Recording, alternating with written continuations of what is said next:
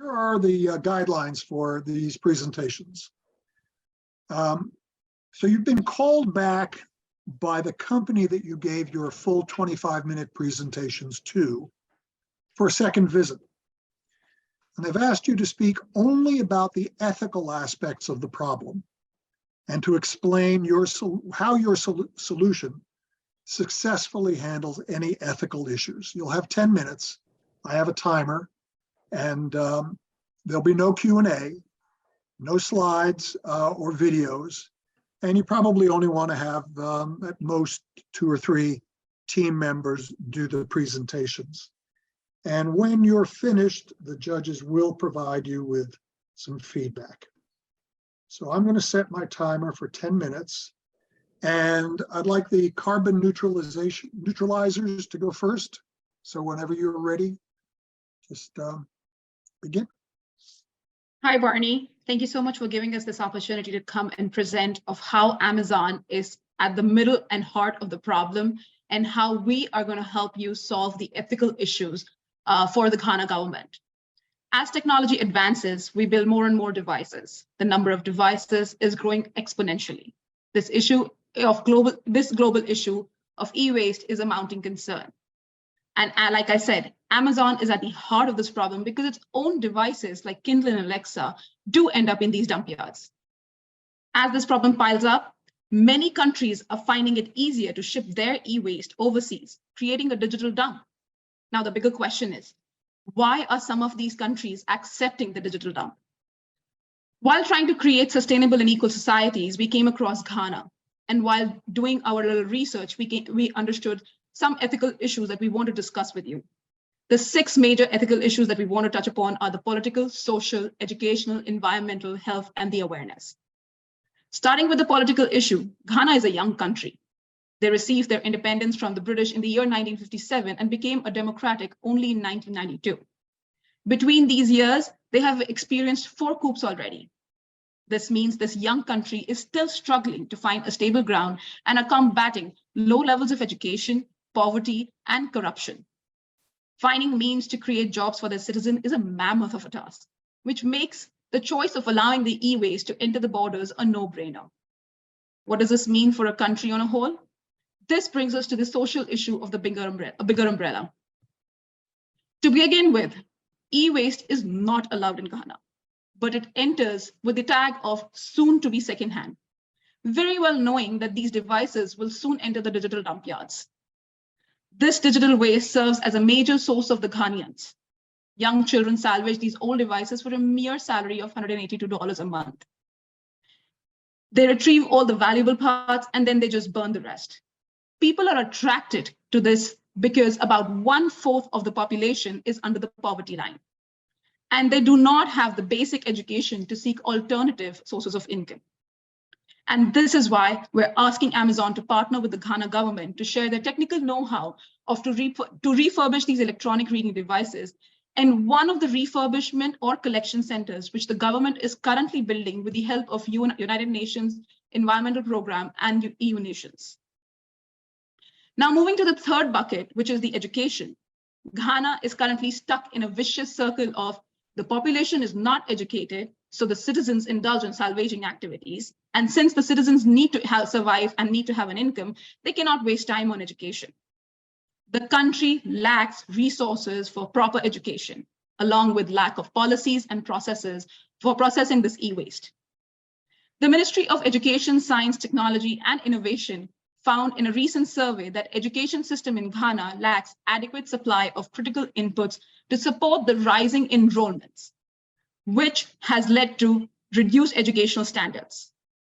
Moreover, there exist districts in Ghana that are so far-flung and are called the floating villages because of frequent flooding that even the teachers refuse to go there. This is what we're trying to solve through Amazon support. We're asking Amazon to partner with Ghanaian government in refurbishing these electronic reading devices by sharing the technical know-how with the support of the government and help the government in their endeavor to install the curriculum on these reading devices to create virtual classrooms. Now, to go over the rest of the ethical issues that we pointed out earlier, I'm going to call upon my colleague, Pratyusha. Thanks, Yashasvi. So earlier, what was happening was that most of the e-waste was getting transferred to China, which now stopped accepting it, saying that the e-waste is contaminated and not sorted as per the best practices. And hence, the US and other developed nations started transferring the e-waste mostly to the African nations. So is nobody stopping it? They are. The 1989 Basel Convention bans export of hazardous goods from the rich nations to the poor nations. There's a convention specially focused towards Africa, which is the BAMCO Convention, that prohibits any kind of import into the Africa in terms of the e-waste. So how is it getting done? 250,000 tons of e-waste is getting dumped in Kaah itself, out of which more than half, which is 150,000 tons, is presented as secondary products, and hence it ends up as e-waste. That leads to approximately 9 kilograms per resident e-waste. The most notorious site of them all, of the digital dumping grounds, is Abu Ghashil on the outskirts of Accra, Ghana, which is the largest scrapyard, which is developed into a slum that is home to approximately 100,000 people, out of which 60,000 people are actually working in the e-waste site. More than 100 soil samples were collected from this dumping site, and they show large concentrations of lead. In the ash samples, the concentration of copper, zinc, lead, tin was extremely high, approximately 160,000 megagram per kg of ash. And there's also bromine, arsenic, mercury, which is also very high, approximately 1,500 megagram per kg of ash. Hence, the soil and the agricultural land is now deeply impacted by the e-waste that is created, which has led to the term the apocalyptic society, which has been given to this particular dumping site. And this is not the way to go forward. Now, why is it getting done? It is getting done in terms of a justification, forcefully evict people and luring in terms of job and income. The workers are doing a trade-off. To earn money, their health suffers. The exposed people, when they were serum and urine samples taken from them, they showed high chromium, copper, iron samples. But most importantly, they showed that penta-CCD, oxa-CCD, hexa-CCD, which is actually carcinogenic, were found in them. And they also lead to skin ailments. There's a large amount of women and children working on these sites. And this affects not just the current generation, but also the future generation. At one side of the world, we are using this technology to create more developed nations and helping the developed nations to go more forward. But on the other side, in these dumping sites, the children are getting impacted that based on their body proportions, this carcinogenic elements actually impact them way more than the adults. Even the animal produce and others are getting impacted. There was the eggs hatched by the free-range chickens when tested show more than 220 times over chlorinated dioxins, which are again carcinogenic and impacts human immune system, has been shown. Are the people aware of what they're going through? The answer is a resounding no. 40% of the working population believes, yeah, we understand that there is some impact that is done in terms of health. But what is the extent of it? They have no idea. 87% of the respondents receive no education on e-waste. It is our responsibility to stop this junk mail. Electronic waste is a huge global problem. And it's a problem that's not going to stop by telling the rich nations not to buy electronics. But Ghana needs practical and maintainable electronic waste policies. And with Amazon, the Ghana government, and UNEP, we can actually solve this problem, creating a closed loop that does not just become a fad, but also creates the new reboot of the scenario to create an equalized world, providing the same opportunities across the globe and not marginalizing these societies. Thank you. We are the carbon neutralizers presenting our case. Thank you very much. Luis, would you like to provide some feedback to the team?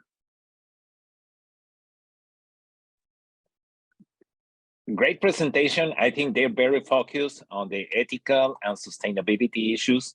And I like the way that they present and they suggest or how we can address all that issues. Yeah, I think this was a very challenging subject and very complex, and I think you brought it home. You brought it down to a level that even governments can understand, and even corporate boards. So thank you for your presentation. Very good. Next up, 24 karat. And you can start whenever you're ready. Thank you so much to the Fortune team for showing interest in our partnership idea and inviting us back today to further explain the ethical issues that are solved by our solution, the Green 500. My name's Carly, and with me today, I have Ajinkya representing our team, 24 Karat Consulting.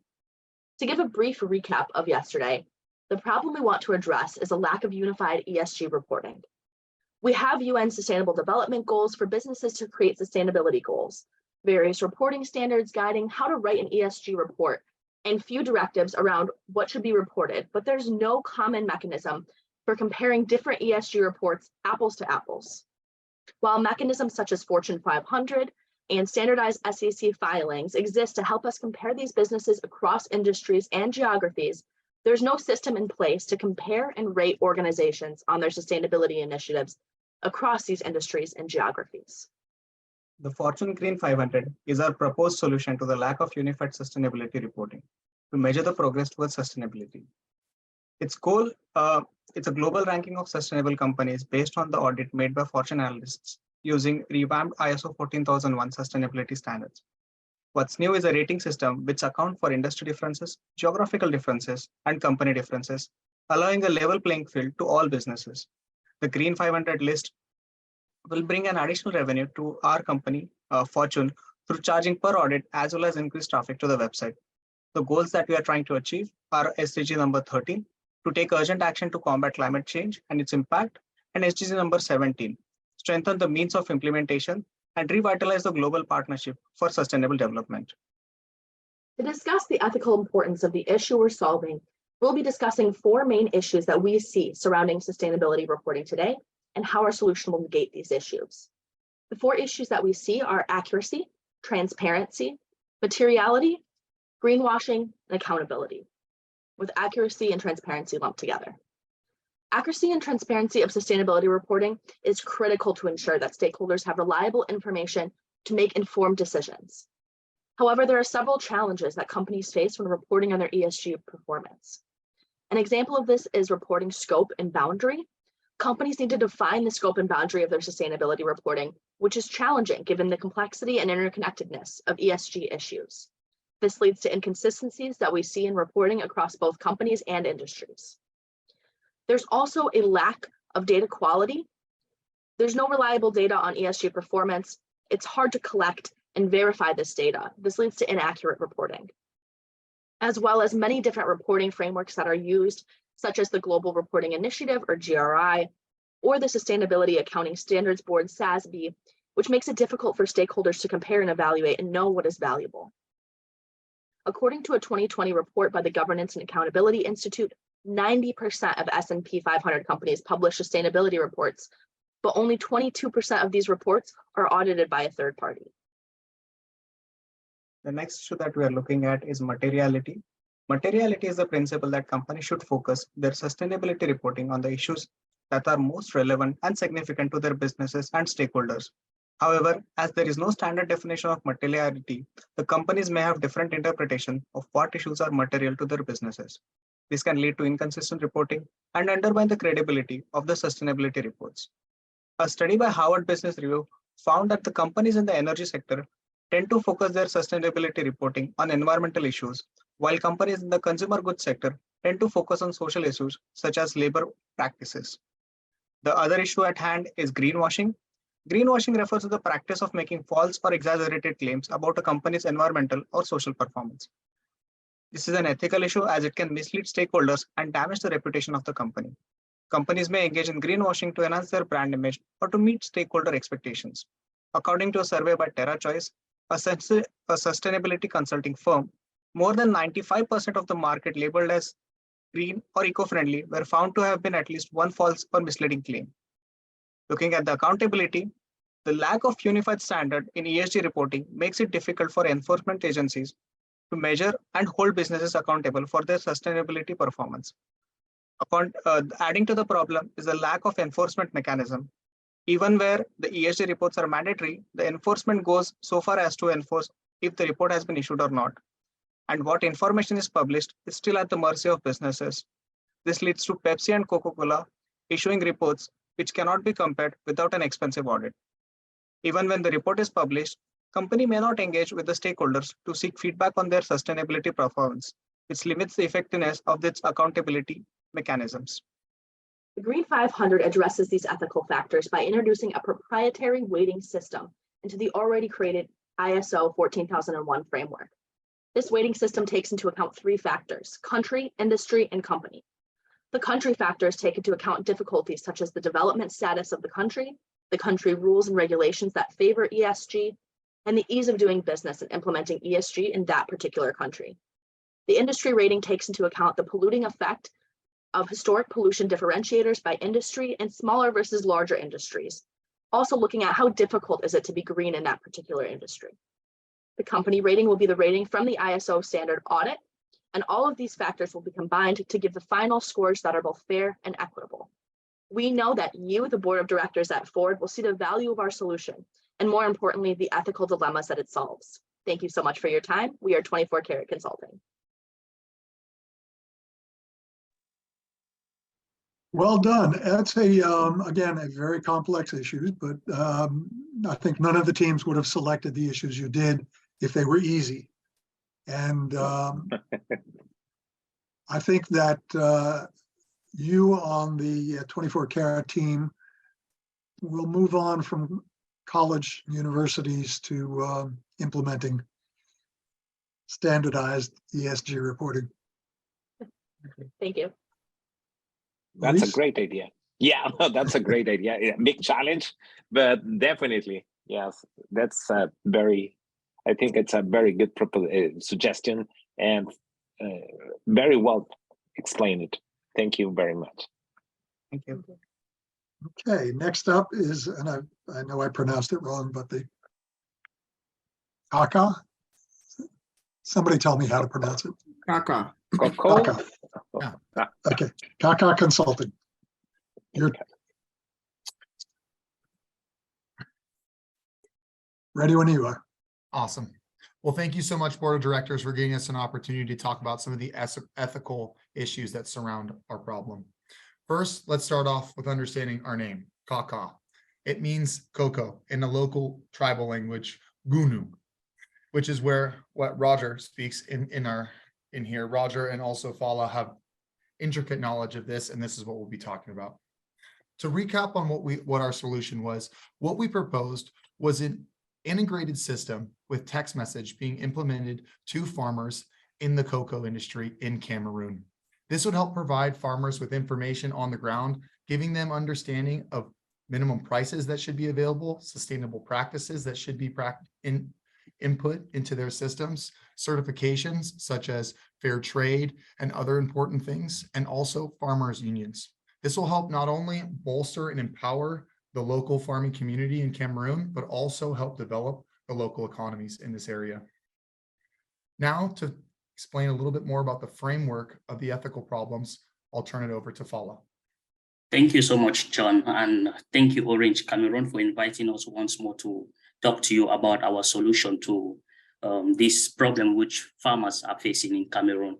Like we explained yesterday, cocoa is so valuable, useful. We use cocoa in for several things in our lives, but what we experience is cocoa farmers are not able to have the income which they deserve.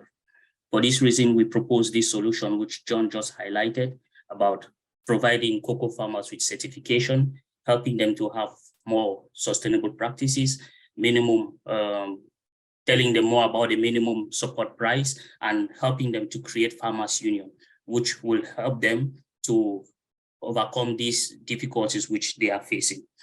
Our solution is going to be transmitted to the farmers with your help. That is why we are here today, to talk to you about a partnership of using your services, because you are in contact with this population. You know what they are. You can easily identify cocoa farmers, and these farmers being so poor, who cannot afford Android phones, and they have just the simple phones. With your services, we can collaborate together to get them out of this ordeal that they are facing.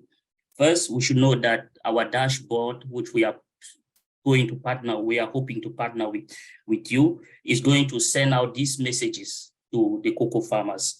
And this dashboard will give them all the solutions that we just discussed. In thinking this solution, we were very, very conscious of the ethical implications which this solution could have. And why were we so conscious of it? Because this solution has to do with some sort of reducing the middleman's influence in the cocoa marketing. And such an attempt may create a lot of conflict among the people in that area. But we are very confident that our solution is very ethical and is going to help improve the company's reputation. First, on what grounds are our solutions ethical? We, in constructing this solution, we based ourselves on the rights framework. What is the rights framework approach, ethical approach? This rights framework ethical approach stresses on the fact that each human being has an intrinsic worth. And this word is what we refer to as human dignity. And we all know how nowadays human dignity should not be violated in any form. Cocoa farmers, through the reality that they are living now, their dignity is being violated. And we wish to collaborate with you, Orange Cameroon, to see that their dignity is no longer violated. Also, in constructing our solution, we consider the justice framework approach. What is this justice framework approach? It calls to mind that each and every person should receive what he deserves. That's, if I work, I should be able to get paid the right amount, and I should be able to get into competition with any other person rightfully. And in this justice approach, we see that we promote equitability. So, and in promoting equitability, we are going to eliminate child labor. We are going to see that the farmers are going to get out of the poverty which they are living in. And in this way, we are empowering the farmers to help them meet up with the SDG 8 goal, which like encourages economic growth. I will like to end here by passing it on to Saint Roger, because like you all know, our group is made up of Saint Roger, who is a farmer. He has the experience. I am also from Cameroon. We have this ground experience with the farmers. And Saint Roger is going to tell us more about this reality of the cocoa farmers and why we need to help them come out of these ethical problems that they are facing. All right, thank you, Valerie. You hit the point that I wanted to raise. As a farmer, I've seen the power that middlemen have on when it comes to the supply chain of cocoa. Just recently, I went home in December. That's when most cocoa farmers sell their product, their harvest. So my family was hoping to sell theirs too. And as everyone knows, in December is Christmas, so festivities. So farmers hope to celebrate too after a good year of production, but you can't do that until you sell. So early morning, we went to meet up with the buyer, and usually these meetings are at a bar at 11 a.m. But the buyer comes first late, very late, and then he tells us that he had a bad day and that he will buy cocoa 200 francs CFA. That's the currency we use, 200 francs CFA less than the actual price. And than what he has said before, not even the actual point, than what he has said before. So we are then at that position that we drove 3 hours and hoping to sell and enjoy the festivities the next couple of days. But 200 might not seem, 200 francs CFA might not seem much for in the US, but it is a lot when you sell tons of cocoa. If you reduce 200 in each kilogram, you lose a lot. So right then and there, we decided not to sell. And this really is a privilege because we don't solely depend on cocoa. So, but imagine of a farmer that don't have that and need to feed his family for the break or pay tuition for the next semester and things like that. So these problem, this ethical problem is not, we think it's not right that middlemen can decide what the price is. We propose a solution where we inform farmers of the actual price so they can decide for themselves when to sell and when not to sell. That day we had to drive back with all our stuff, with all our cocoa in the truck and unpack it again. All of these transaction costs in the supply chain follow farmers, while the producer of chocolates keep, you know, increasing their revenue. The middlemen also increase their revenue. He just did that by coming 2 hours late and telling us that his day was bad. So how do we at Kaah Consulting want to address this issue? John, if you have something to add, you can add before. Absolutely, Roger. We really appreciate that story. This proposes the exact reason why we propose this solution, because it's ethically wrong that the farmers bear most of the transaction costs. And by implementing our solution, we not only increase connectivity, create options for entrepreneurs, and give access to different types of improved agricultural productivity, but we actually create a more equitable future for all. Overall, the growth of the rural population gaining access to cell phones in Cameroon will contribute to sustained and inclusive growth in that particular area, providing full and productive employment and decent work by promoting entrepreneurship, financial inclusion, and improved productivity in the farming sector in Cameroon. Thank you so much. Thank you. Again, not an easy issue. I mean, I have trouble with my cell phone network here in Southern California sometimes. So I just wonder how difficult it would be in Cameroon to have a nationwide network that's up and running when the farmers need it. But again, you addressed a very complex issue very clearly. So even I could understand it. Please. I totally agree with that. Yeah, I totally understand, very well addressed, and very good examples. Makes clear exactly what's the point and what's the ethical issue.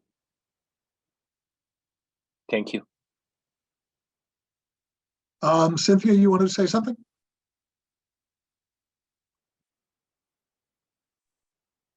Yes, thank you. Just 2 notes. One, I think that the personal reflection was a positive part of this presentation.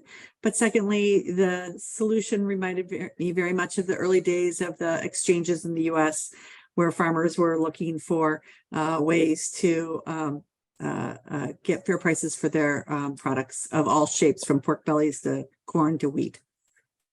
Good, thank you. Okay, next up, the Sustainable Squad. Start whenever you're ready.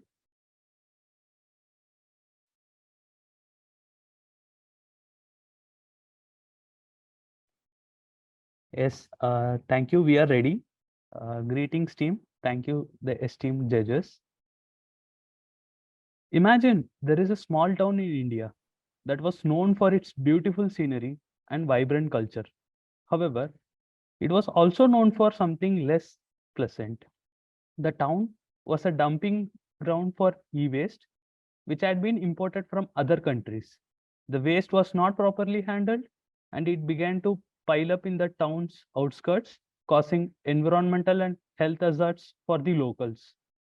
So this story illustrates how big a problem e-waste can become if action to control it are not properly taken. The issue of e-waste has several ethical implications that cannot be ignored.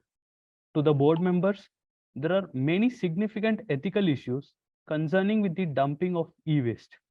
First of all, it takes responsibility from ourselves who have caused it to others, who might be poor and marginalized people, or might be the future generations. In this way, we shift responsibility conveniently to others without owning up our own actions and its consequences. It also prevents us from being transparent about what we do to the nature and being accountable to ourselves. Another very important ethical concern is the conflict of rights or interest. Mostly, it is the people who are economically superior who creates this e-waste, but the poorer section of the community have to pay for it for the fault of their own. They have to pay with their health, longevity, and of course, finance. This raises the issue of fairness and equity. Thirdly, the issues raise the ethical and moral issues, the respect for others and nature. If we truly respect ourselves and nature, we would have to deal this problem with more consciously and responsibly. Then we will have to invest properly so that the damage caused by e-waste dumping is minimized by minimizing the e-waste itself. Such an attitude demand us from ethical values of genuine care and compassion. This leads us to the most important ethical issue of our own integrity and honesty. Instead of finding fault with others and seeking shortcuts to solve the problem, we will have the moral courage and conviction to acknowledge the problem that we have created and the integrity to pay the price for it. Thus, for the industries, including Tata Elxsi, will handle the situation with integrity, honesty, and authenticity.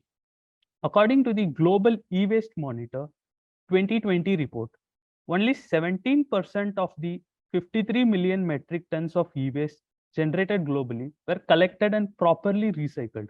The rest of the e-waste, we all know, it ended up in landfills or was informally recycled, leading to health and environmental hazards. In India specifically, the country generated 3.2 million metric tons of e-waste, the third largest generator of e-waste by any country in the world. It is small, but we need to take the important step towards being responsible global citizens, and I believe we can do something better. As you are aware, Tata Elxsi has the power to make a significant impact in ethical management of e-waste in India. So the solutions are, we can establish a proper distribution channel. You can ensure that the electronic waste is disposed in an environment-friendly manner. We can also create a good opportunity for job towards the communities. This is a win-win situation for both environment and the people. So we urge the Tata Elxsi people to take the lead in this situation. Now I would like to invite my friend Vijay Ankesh to propose the solution and the financial dimensions. Thank you, Sakti. Before I go into the solution, financial aspect of the solution, I would like to bring the attention to a study conducted by Ellen MacArthur Foundation, which says that by 2050, we'll be reaching 120 metric tons of e-waste per year. Now, this amount of e-waste, if not treated, it's gonna cause havoc. So the first solution we are going to propose is regarding a better design of our products and creating a refurbished panel. According to that same study of Ellen MacArthur Foundation, it says that if we extend the life of our electronic products by just 20% by repairing and refurbishing, we'll reduce the global e-waste by 8% and the carbon emissions by 15%. That's a very high number and a very significant impact.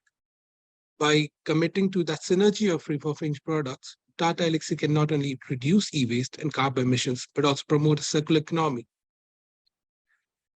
This company's commitment for synergy of refurbished products can reduce the amount of e-waste about 120,000 metric tons of annual total production. Now, coming to the solution, I would like to propose a solution with the financial aspects of the solution as well. The first one is establishing a distribution channel and so attack the sources of this e-waste. Coming to the cost, it would cost for the development of this cycle, the whole tracking system, creation of partnerships, and it would allow Tata Elxsi to manage the e-waste properly and so that they don't end up in illegal dumping sites, which has been a major problem India has been facing especially. It would also create jobs in the waste management and not being owned by the illegal sector, which is now. Second one is commitment to sustainable refurbishment. As already mentioned, that this just 20% increase by refurbishing can have a major impact on this e-waste problem. It would improve Tata Elxsi's brand image, and it would also provide a new revenue stream. So it is economically feasible for the company as well. Third one is designing in such a manner that it is easier to environmentally recycle. The company has to take that into consideration from the very start. One of the major problems here in India is the informal sector of e-waste.